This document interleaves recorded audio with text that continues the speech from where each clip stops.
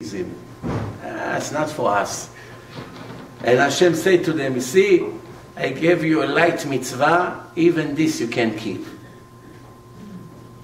Now, I want to ask you a question. First of all, we have a rule that the Jew that sits in a sukkah and suffers, it's freezing, it's too hot, it's humid, it's bugs, all kinds of things that he cannot enjoy the holiday, is dismissed from the sukkah. He can go back into his air condition or heat and sleep in a normal bed. We are not talking a wise guy that didn't want to sleep in a sukkah, so he built a sukkah next to a construction site. That now is going to be mitztaher. He's upset because he's drilling all day, all night. So he said, Rabbi, I can't sleep in a sukkah. Why? All day there's noise. The Rabbi said, you fool, why you build your sukkah over there? Because he didn't want to sleep in a sukkah. Or next to the public bathroom. Rabbi, it's bad smell. I cannot read Tehillim in a sukkah. I can't learn Torah. It's bad smell. Why you made your sukkah over there? Someone like this is not dismissed. He's a sinner. But if he built it in a normal place and a bad smell came later, or the noise that he didn't know came tomorrow, the next day, then it's dismissed. So we know that. So why the goyim are not dismissed? Why they're not dismissed? Hashem brought the sun out. They started to sweat. They came out. And they said, listen, we cannot take this. And they left the sukkah and they left. Also, we have to ask a question. Why Hashem called sukkah mitzvah kala, a easy mitzvah? It's $2,000. Go to Home Depot, buy all the things, buy the schach, these nails, workers to help you, drill, tools, $3,000, $4,000, depending on the size of your sukkah. And it's not so simple, no? You want to eat, you have to go back to the sukkah. You want to eat bread, you have to find the sukkah. You want to eat lunch, some restaurants don't have it. It's not such an easy sukkah. What does Hashem mean, the easy sukkah? The answer is, from 613 mitzvot that we have in the Torah. Why we have 613 mitzvot? The body of the human being has 248 organs, 365 ligaments. For every organ in the body, there's a positive mitzvah. You should do, you should do, you should do. Each order from God connects to one of the organs of the human body. And each restriction in the Torah connects to one ligament. 365 ligament, 365 restriction.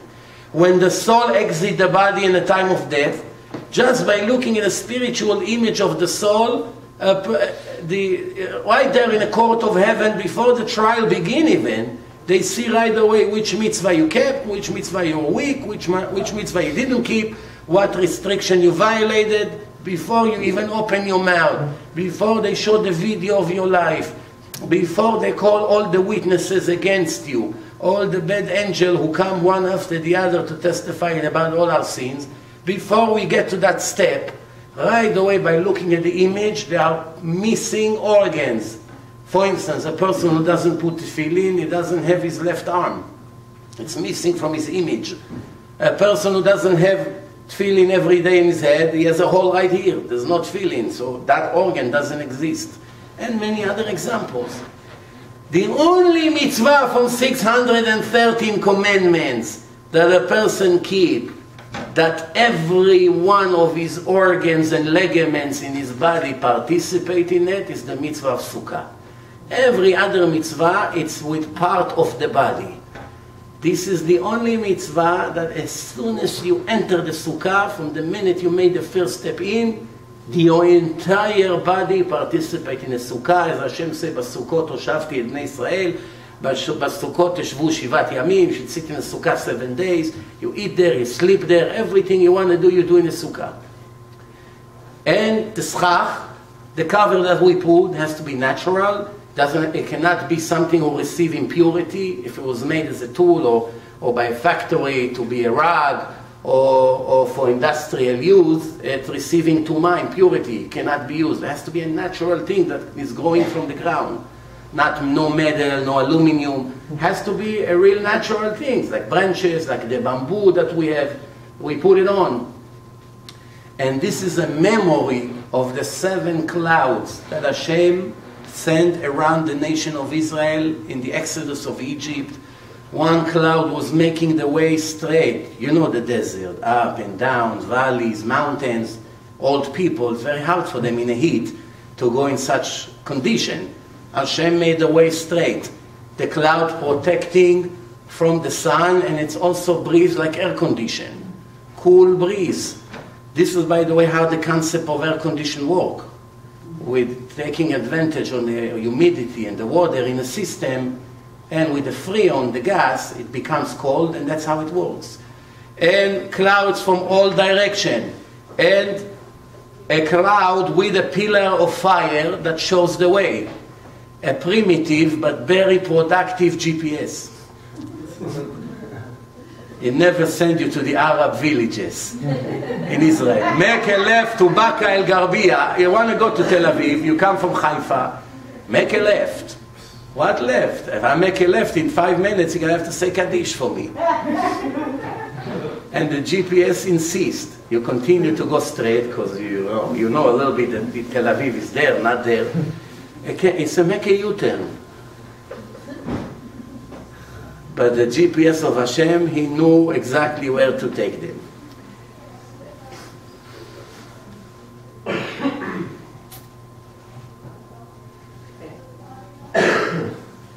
One question I have to answer and we finished. What's the answer? I asked why Rabbi Nachman say, Kol ha'olam kulo gesher tzar me'od. Why the whole world is a narrow bridge? Why bridge another way? Narrow, it can be any way. Why it has to be a bridge? The difference between a narrow bridge to a narrow way is when a person drives on a narrow way and is tired. So one lane. If you're tired, you get off the way, you park on the sides of the road, and you sleep for an hour. Even a cop comes, excuse me, are you okay there? There's no parking here. I'm very sorry, I'm dizzy. I have to rest an hour. He let you go. What is he going to do? He doesn't want you to make an accident.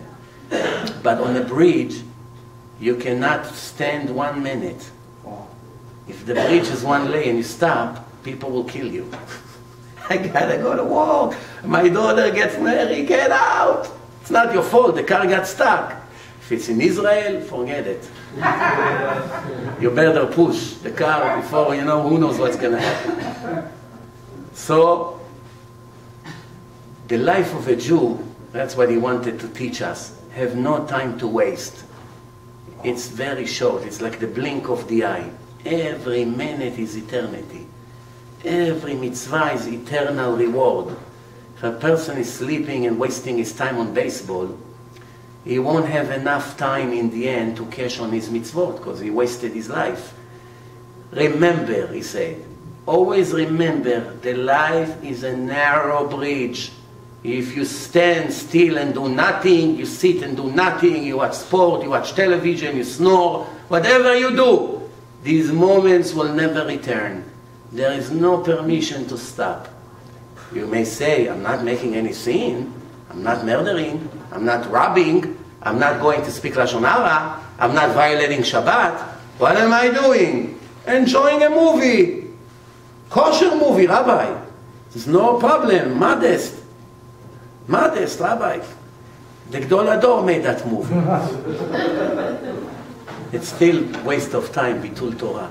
Bitul Torah keneged kulam. Limud Torah keneged kulam. Learning of the Torah, it's equal like all the other mitzvot combined. And canceling it, not doing it, is also equal like all the other sin combined. Why? You have my Torah on your shelf and it's full of dust, 2 inches level of dust. You're never open to learn. You're not curious of what me, your Father in heaven, taught you, advised you, recommended you to do. You don't care. So what's the purpose of your life? Just to eat? The monkeys also eat. To sleep? They also sleep.